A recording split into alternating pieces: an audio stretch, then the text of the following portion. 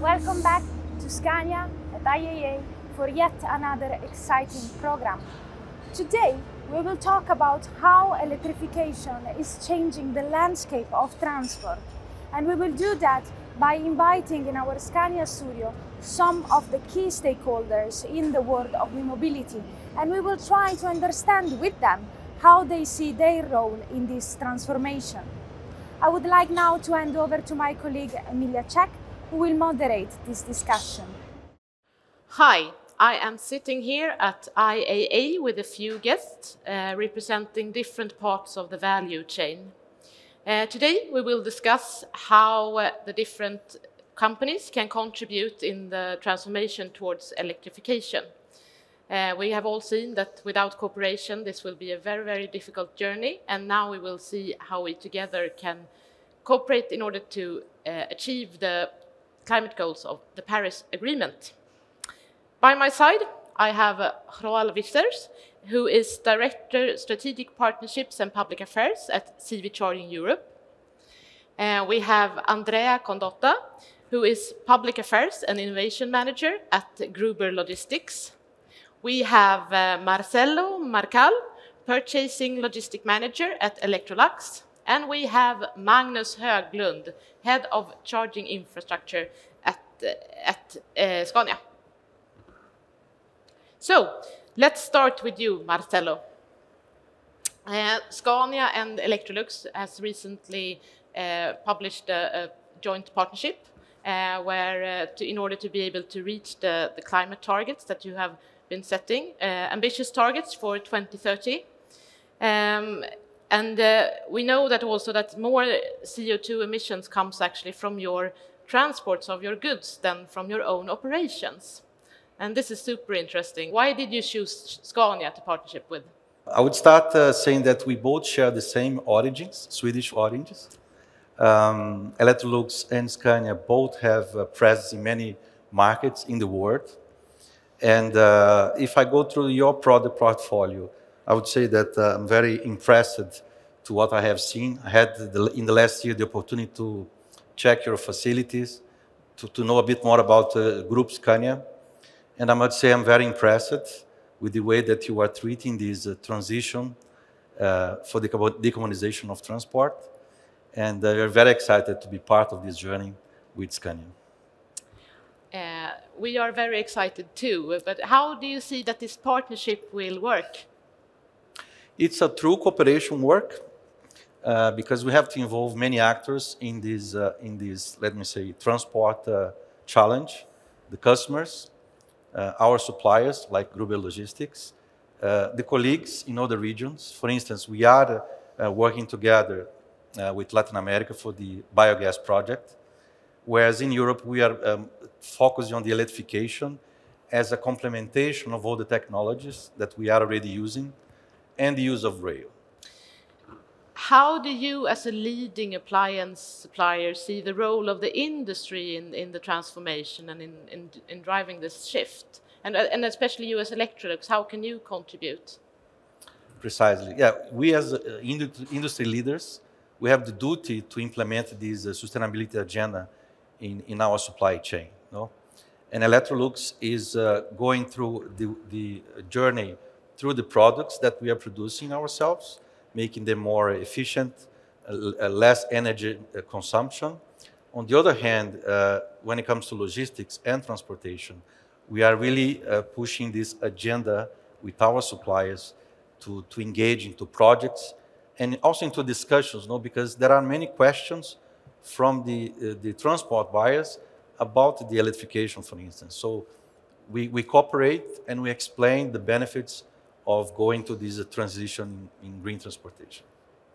But do you also see a need from your clients? Or the demand, rather, I would say, that they're demanding this from you as well? There is. Actually, most of our clients or direct consumers, they are willing to support the brands that are using more green solutions, including transportation.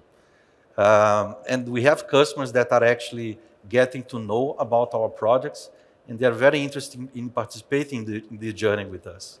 Finally, can you give any advice to other transport buyers? I certainly can. I think we need to be open and transparent about our ambitions, our targets, and build up together with the other agents this strategy. You have to design what you want for the future in terms of decarbonization, and then putting together the pieces and implementing the projects. You can also take actions, like Electrolux is investing in charging infrastructure in our own facilities in order to allow this electrification to become even bigger in the next years. So yes, we can do a lot. Thank you very much. I turn to you then, Andrea. You work for Gruber Logistics, which is a family-owned company, and you are also transporting the goods of Electrolux then in Europe. What do you see that the transport buyer's role is in this transition? I would say that we are experiencing something totally new. We are not just changing a truck. We are not substituting a diesel truck with another one. We are driving the change to a different system. And if you want to do this kind of change, you need to be together with your partners. I would say that starting from the use cases where you want to deploy electric trucks, you need a different mindset. You need to understand which the new vehicles have specific characteristics. You need to think about the infrastructure. And the different use case required a specific modification of the operational habits, also from the logistics of the buyers of the transport. And the infrastructure itself, the best place to recharge the vehicle is during the unloading or the uploading phase. And it takes place normally in our customers' hubs. And it also means that the infrastructure is not just a matter of the public, but it's also a matter of the investments coming from the private sector, so the buyers of the logistics. I would also say that our sector is not the richest one, so we cannot, as logistics provider, do all the investments by ourselves. So it's obvious that we need the support of the buyers of logistics. You were talking about costs here, but what other type of obstacles do you see in this transformation? And what have you done in order to overcome those? Well, indeed, I would say that the trickiest point is indeed the mindset. It's a mindset problem. In many cases, we go to customers which are interested in the topic of electrification. And actually, it is also a relevant topic for marketing, I would say right now. But one thing is to have, as Electrolux, has a specific agenda on that, a specific strategy on that, or just it's different if you want just to do something, just to show that you are doing something.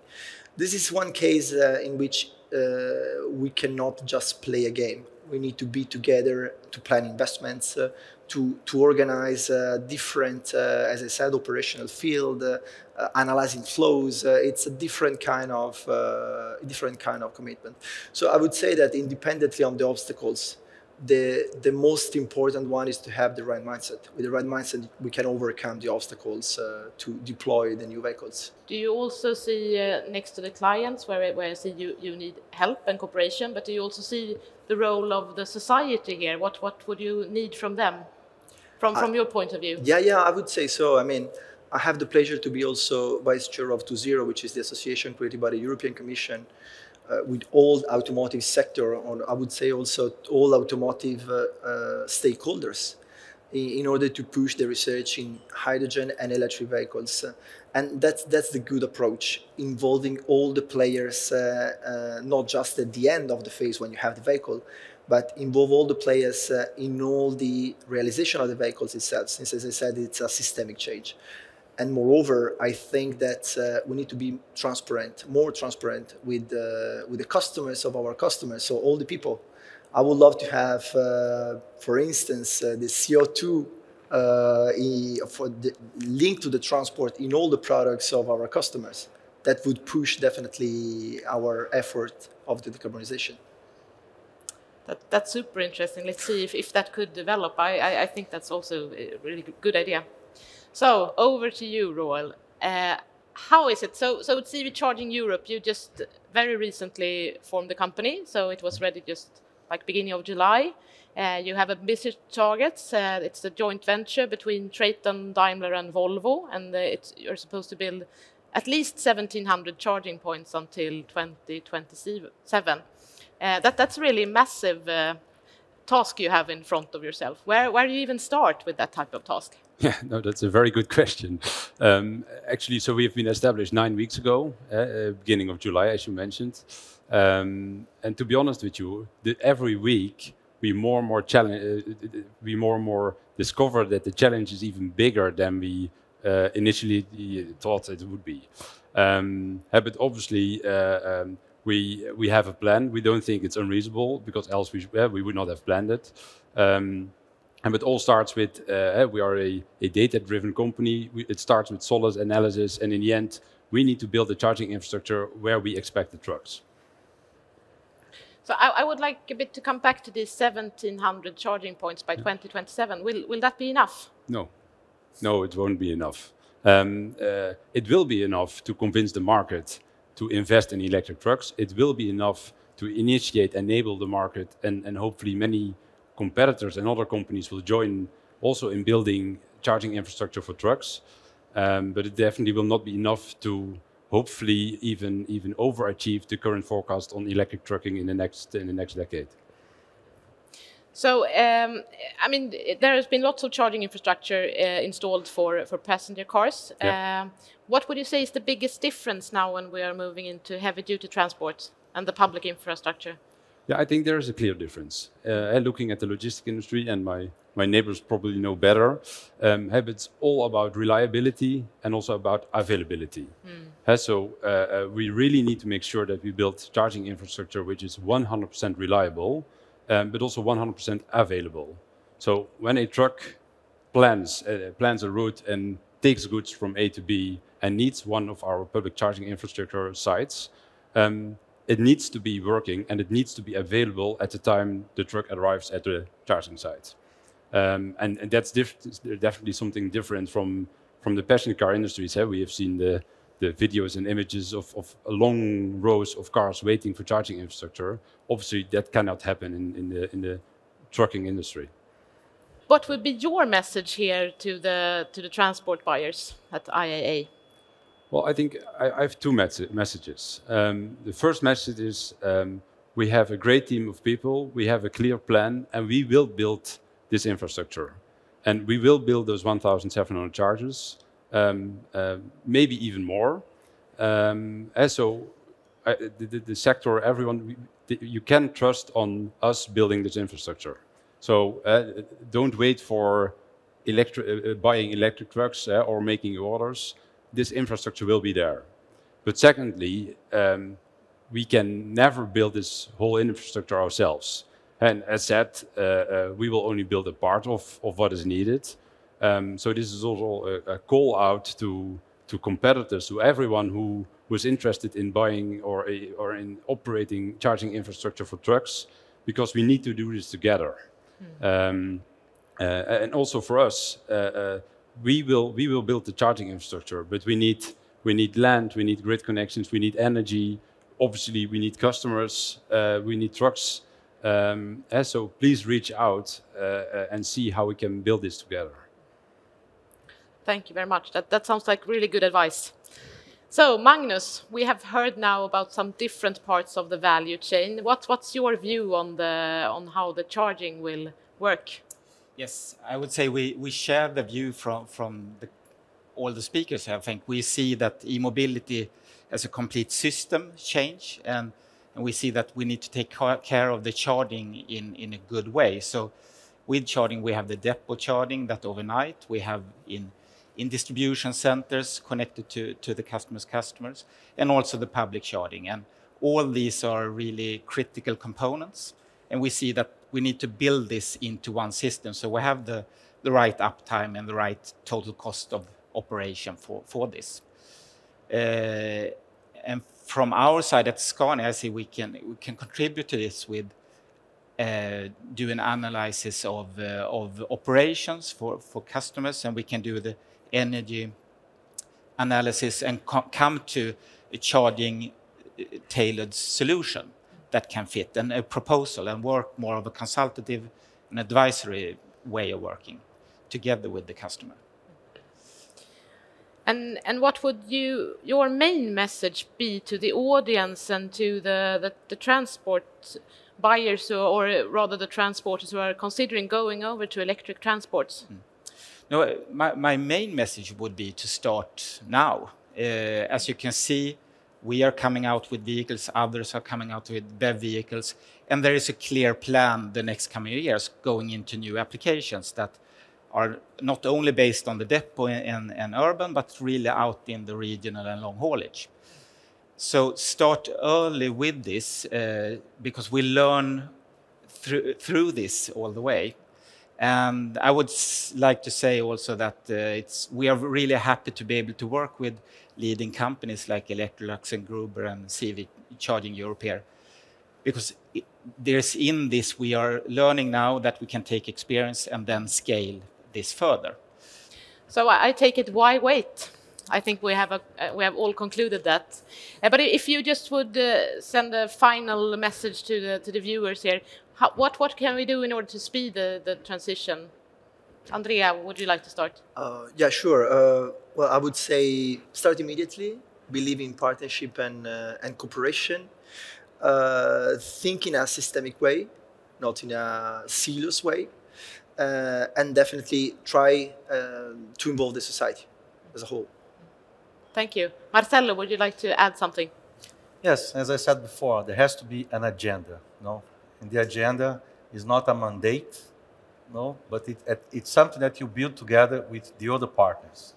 And that's why I'm so happy to be here today with Scania, with Gruber Logistics, with the charging infrastructure, because then we can really build this agenda together. Thank you very much. Super interesting discussions. And thank you for listening to us. As you might have understood, Scania focus at IAA is electrification. And I hope that with this panel you had some insights on the journey that we are embarking upon. We will be back soon with other news, so please keep watching.